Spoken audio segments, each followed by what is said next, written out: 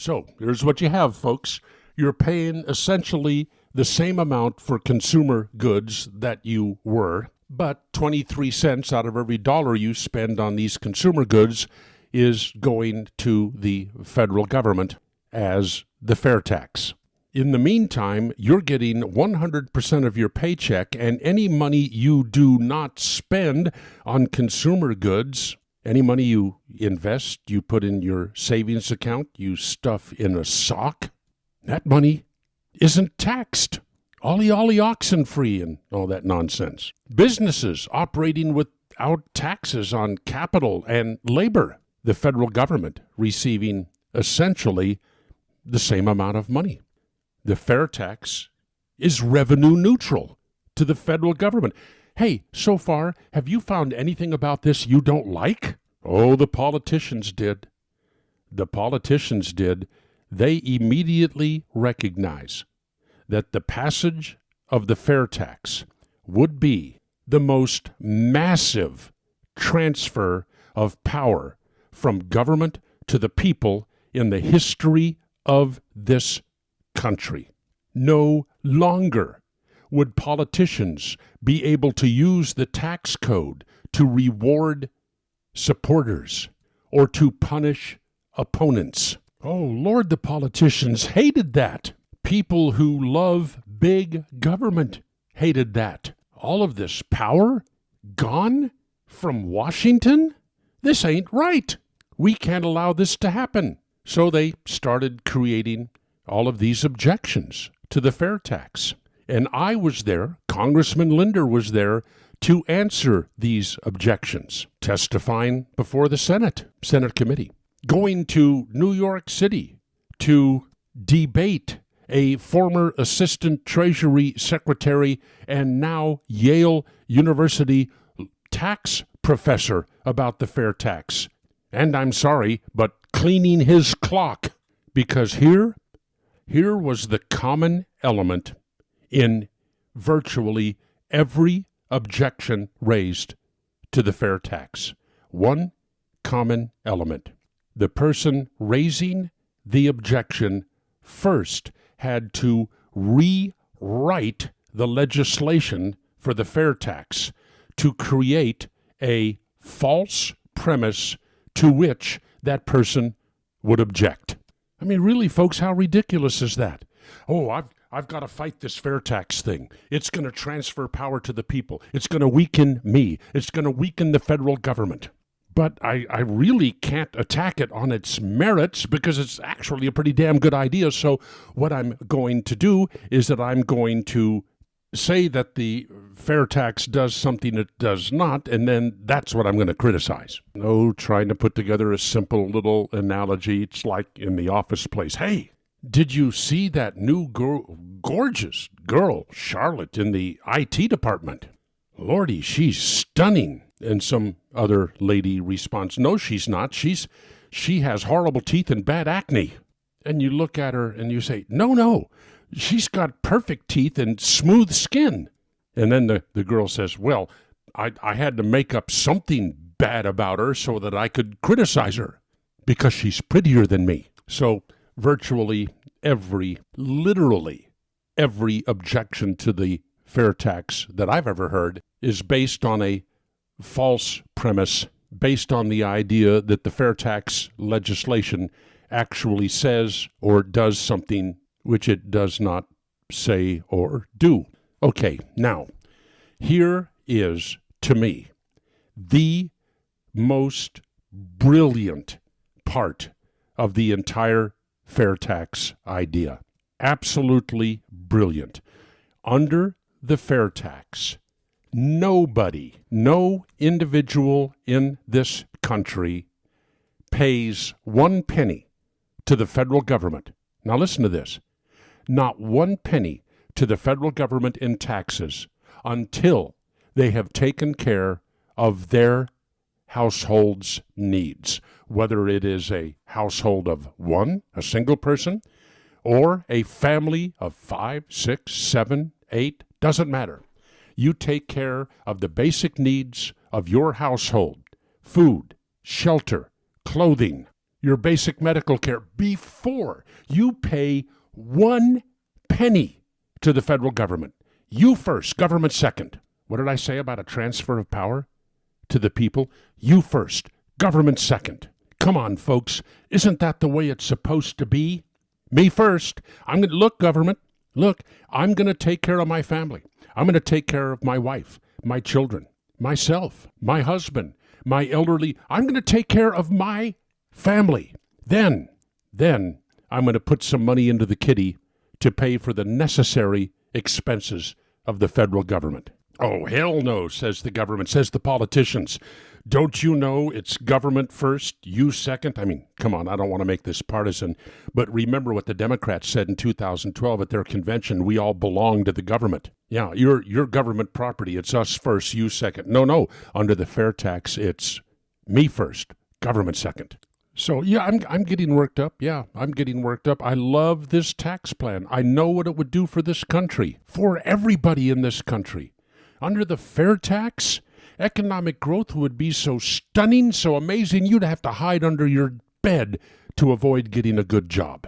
But the big negative, okay, so just how do we arrange things so that nobody ever has to pay a penny to the federal government until they've taken care of the basic needs of their household? Okay, first of all, how do you determine what the basic needs are? I'm going to speed it up here. The Commerce Department sets poverty levels in this country virtually every year for the various household sizes. This is the amount of money that family has to spend to take care of the basic necessities of life. Well, with the FairTax, if that family spends that much money on the basic necessities of life, they are going to be paying the FairTax on all of those items, and that will amount to a certain specific sum of money. Okay, I'm going to use the 2014 charts for figuring out how the FairTax that you pay on the basic necessities of life will be returned to you.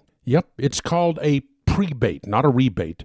A prebate because it's paid to you before you actually spend it. Now, here's how it works. Let's say you have a family size of a couple, mom, dad, and 3 children. In 2014, the consumption figured out by the Commerce Department, you would have to spend $35,520 during that year to provide for the basic necessities for your family of 5. Mom, dad, 3 rugrats.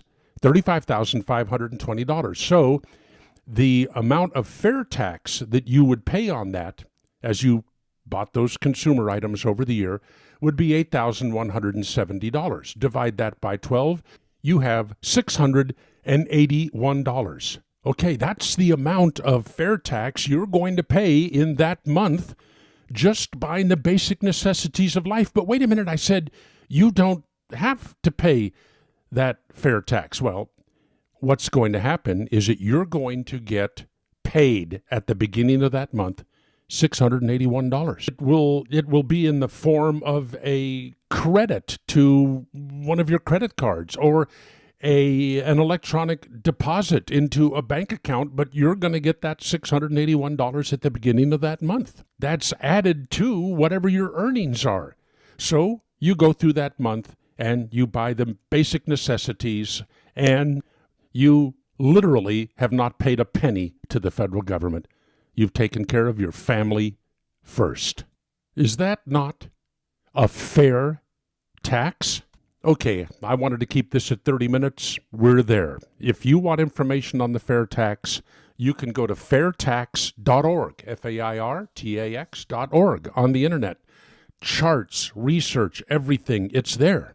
You can read the initial book that started this wave, the FairTax book, ordered on Amazon.com. Yes, I still find it in bookstores all over the place. You can also order an audiobook. You can order FairTax, The Truth, Answering the Critics. As you can tell, I get hyped up every time I talk about this. The most researched piece of legislation ever placed before the Congress of the United States, unlike this hodgepodge that Trump and the Republicans are going to try to propose now. And most importantly, the largest transfer of power from government to the people in the history of this country, which is why so many politicians will fight this tooth and nail. The fair tax does not happen unless the people make it happen. And quite frankly, I don't think you could draw 15,000 people to a fair tax rally in Atlanta or 8,000 to a rally in Orlando right now. I don't think a congressman is going to have to get a bigger venue right now if he invites me to speak to his constituents about the fair tax, because it has been 22 years since the book came out. The legislation has been there in Congress, but the people haven't forced the issue. They just haven't forced the issue. The people are going to have to cram.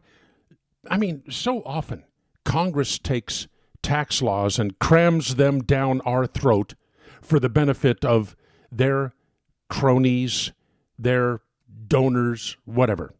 It's time for the people to cram something down the throat of Congress. The fair tax, fairtax.org. It's not too late. It's never too late.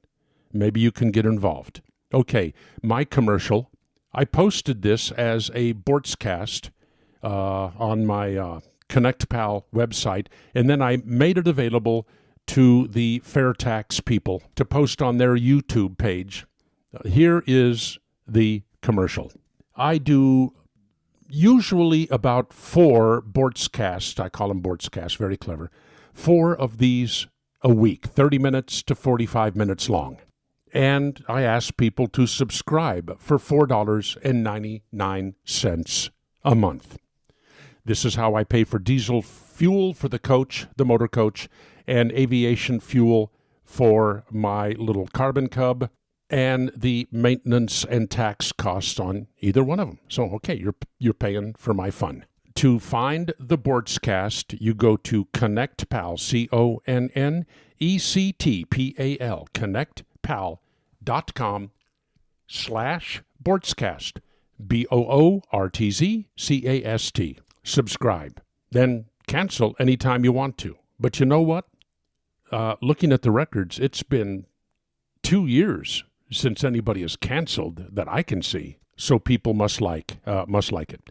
Okay, get involved. Fairtax.org. This is the one piece of legislation that could go further toward saving our republic than anything else I can think of. But again, you have to force this on the Congress, and the Congress is going to fight tooth and nail. So get busy. Thanks for listening. Talk to you later.